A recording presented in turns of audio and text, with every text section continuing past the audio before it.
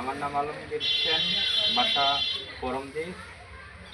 আপনার হচ্ছে মৎস্যপুর বিজেপি ক্যাম্পের সামনে মালধারে শহরতলার একজন মাদকের শিক্ষে সে মৎস্যপুর ক্যাম্পে ধরার পরে সেই বিজেপির আমার চায়ের দোকান ছিল, আমি বাইরে ছিলাম 4 বছর মতন। আমার মানে ব্যক্তিগতভাবে একটু অর্থনীতি ডাউন, আসার পরে চায়ের দোকান দিয়েছিলাম, দেওয়ার পরে একদিন এক সুবিধার মানুষ চা খাইতে আসে, আসার পরে সে আমার সাথে একটা বন্ধুত্ব মানে করার পরে একে দামে সে মাঝে সাঝে এলাকায় আসলে পরে বাজার ঘাটে সে আমাকে বসে দোকানে। বসার পরে আস্তে আস্তে সে একটা বন্ধুত্ব সুযোগ নিয়ে আমার কাছে একটা সিম চাই, ঠিক আছে। সিমটা আমি জানতে পারি যে সে অনেক কাজে ব্যবহার করে। তো আমি কিছুদিন আগে শুনলাম যে সে এখানে আসছে, আসার পরে আমার সাথে দেখা করতে চাইছিল, আমি দেখা করি নাই। পরে আপনার হচ্ছে আমার নামে সে মিথ্যা মামলা দেব বলে হুমকি দেয়। আমি তার সাথে যোগাযোগ করি নাই, কোনো বন্ধুত্ব তার সাথে রাখতে চাই না। সে প্রশাসন মানুষ, আমি পাবলিক মানুষ, তার সাথে তো আমার বন্ধুত্বর কোনো দরকার নেই। হয়তো বা দোকান ছিল যে কয়দিন সে আসতো যেত ওই করতো, আমি ওই নাম্বারটা বন্ধ করে দিই। বন্ধ করে দেওয়ার পরে সেই সিমটা আমি আমার কাছে ওঠাই নিই।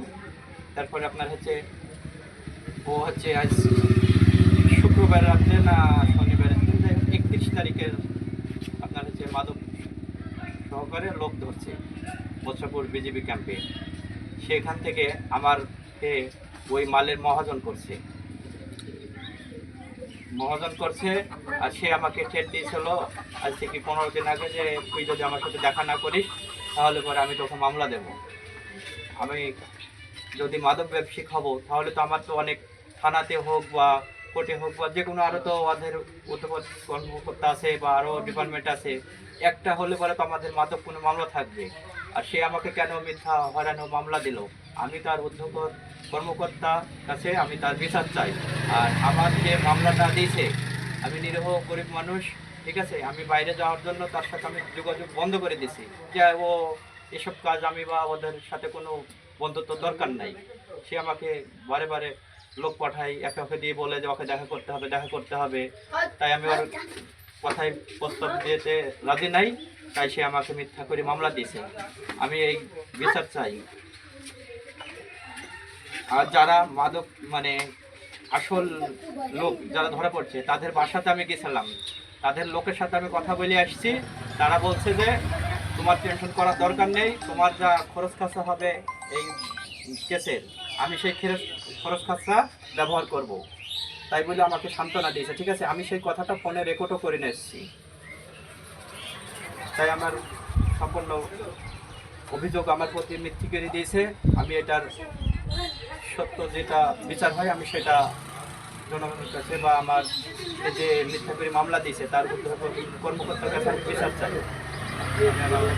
যেদিন মাদক উদ্ধার হয় সেই দিন কি ওই যারা মাদক বহন করছিল ওদের সাথে আপনি ছিলেন কিনা? জি না। আর ওই যে কর্মকর্তার কাছে বলছেন যার কথা উনি আসে আপনার কাছে বন্ধুত্ব করতে চায়, উনি কে?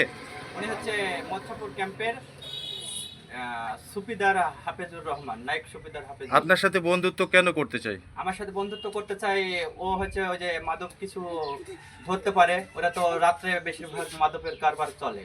এরা আমাকে বলে যে কিছু যদি আমরা সরাতে পারি তাহলে পরে আমাদের একটু হেল্প করে দিও। আমি ওই হেল্পে রাজি নাই, ওনার কথা শুনি নাই, তাই আমাকে সে ব্যক্তিগতভাবে রাগে সে আমাকে মামলা দেবো এরকমভাবে ঠেট মারে। আমি বললাম যে ভাই সেটা আপনার বিচার, কিন্তু ওপরে একজন ওপরওয়ালা আছে, ঠিক আছে, আপনি আমাকে মামলা দেবেন মিথ্যা করে, ঠিক আছে। আপনি কি ইতিপূর্বে কোনো মাল নিয়েছেন ওনার কাছ থেকে? জি না, আমি নিনাকেও আমাকে দেওয়ার জন্য অনেকবার প্রস্তাব করে, কিন্তু আমার প্রস্তাবে শুধু ওনার কাছে বেশি অন্যায় করে ফেলছি আমি, যে আমি ওনাকে একটা সিম দিয়েছিলাম বন্ধুত্ব করার পরে, ঠিক আছে। সেই সিমটা আমি আজ হলো 10 দিন আগে বন্ধ করে দিয়েছি। সেই সিমটা হয়তো বা উনি অনেক জায়গায় ব্যবহার করতো অনেকভাবে, হয়তো বা ওনাদের সিম তো সবসময় ট্র্যাকিংয়ে থাকে বা সরকারি সিম দিয়ে তো কথা বলতে পারে না। ওনার রাগটা হচ্ছে এখানেই যে তার তো অনেক জায়গাকার মানে যোগাযোগগুলো হয়তো বা বন্ধ হয়ে যাচ্ছে। আমাকে সিমটা নেওয়ার জন্য আমাকে লোক পাঠায়, একজনকে পাঠাই, আমি তার রাজি না হয়ে আমি সিম দিই না। তাহলে কি আপনি বলতে চাচ্ছেন যে সিমটাই আপনার সত্যতা? হ্যাঁ, আর আমরা যদি কারাবারি করবো তাহলে তো আমরা তো অনেক জায়গায় ধরা পড়বো বা অনেক থাকবে না বলেন। আর সে আমাকে না জানে শুনে আমাকে এই মালিক বানাইছে, আবার মালিক বানাইছে ঠিক আছে, আমি যখন মালিকই হব তাহলে তো আমি ওই বর্ডারে তো যাবো না মাল আনতে। আমি মালিক ছাড়বো, আমি যখন ওখানে 3 জনাকে আমাকে দিয়ে 4 জনাকে আসামি করছে, তাহলে তো আপনার হচ্ছে বাকি যে 3 জনাকে আমি নিয়েছি, তাহলে তো ওরাই তো আমাকে ব্যবহার করে দিতে পারে, আমি কেন ওখানে যাব বলেন? আমার মাথা মানে কেসের ফাহিরে যেটা দেখলাম চার্জশিটে, আমার মাথার উপরেও মালের বস্তা পাইছে, এইভাবে এজাহার কপিতে দেওয়া আছে। তা আমি যদি মালিক হবো তাহলে আমি তো বাড়িতে শুই থেকে থেকে আমার কাছে লেবারে মাল নিয়ে চলে আসবে, তাহলে আমি কেন ওখানে যাব? আর উনি আমাকে কেমন করে দেখলো যে ওখানে যে আমি ওখানে গেলাম?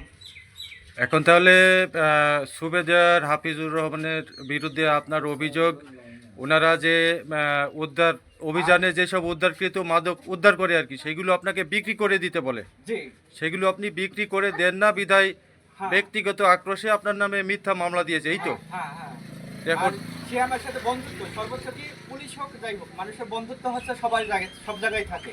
সে আমাদের বাসাতেও আসতো আমাদের সাথে, যদি এই এলাকায় আসতো যে এমনি দেখা করে গেলাম, সে আমার বাসাতে খাওয়া দাওয়াও করতো।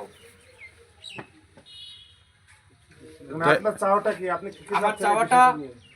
এই যে আসামি ধরা পড়ছে মালের সাথে, একজন তো ধরা পড়ছে, তাকে জিজ্ঞাসাবাদ ভালো করে, তাকে দরকার হলে পরে থানাতে আবারও তাকে জিজ্ঞাসাবাদ করার জন্য নেশা হোক, তাকে জিজ্ঞেস করা হোক প্রকৃত মালের মালিক যে, তাকে সে যে বডি সহ ধরা পড়ছে ওখানে, তাকে জিজ্ঞাসা করলেই তো ভালোভাবে আসল মালিককে সে বলে দিতে পারবে।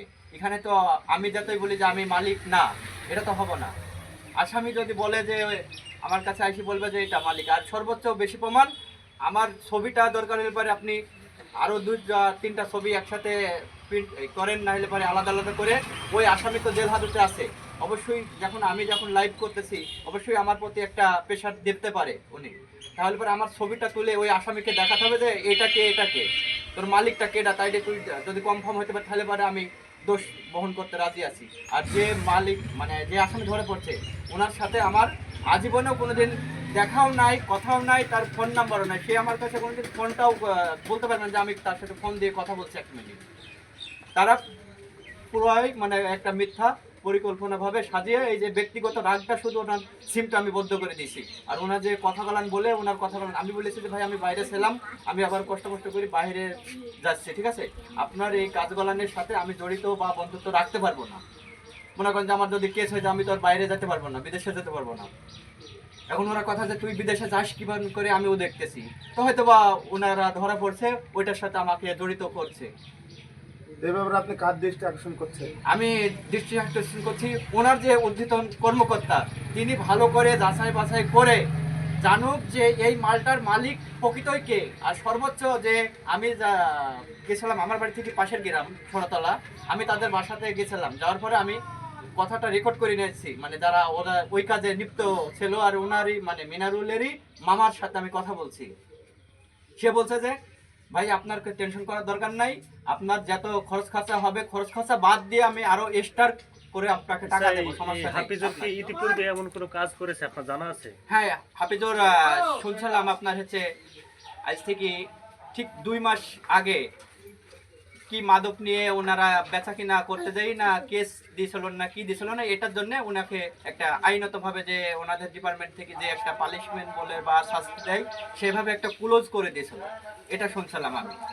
এটা সত্য না মিথ্যে তার ডিপার্টমেন্টে যখন লোক আছে অবশ্যই তো তারা ট্রাই করলেই বুঝতে পারবে, সেটা তো আর আমার মুখের কোনো কথাতে হবে না।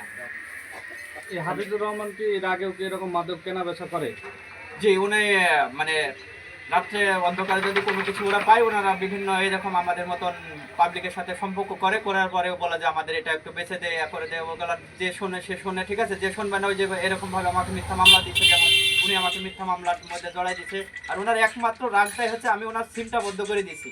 আমার সিমটা যে উনি যে মাদকের সাথে কথা বলার জন্য যে বিভিন্ন জায়গায় ব্যবহার করতো আমি তো জানতাম না, আমি শুনলাম যে এরকম ভাবে ও কাজ করে, তাই আমি সিমটা আজ থেকে 10 দিন আগে বন্ধ করে দিই। আর ওনার যে সিমটা আমার কাছে নিয়ে চালাতো, উনি বিভিন্ন ক্যাম্পে গেছে, সেখান থেকেও আমাকে কথা বলতো যে কেমন আছি, ভালো আছি, আছি, দেখা করিস, এমন সময় আছে। আমি বলতাম যে না ভাই আমি ও সব জায়গায় যেতে পারবো না, আমি এমনি কষ্টের মধ্যে আছি, ঠিক আছে।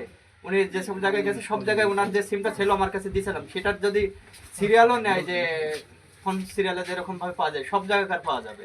উনি জামালপুর ছিল, ধর্মদায় ছিল, ওখান থেকে কথা বলতো, কাদিপুরে ছিল, তারপরে আপনার হচ্ছে রংমহল ক্যাম্পে ছিল।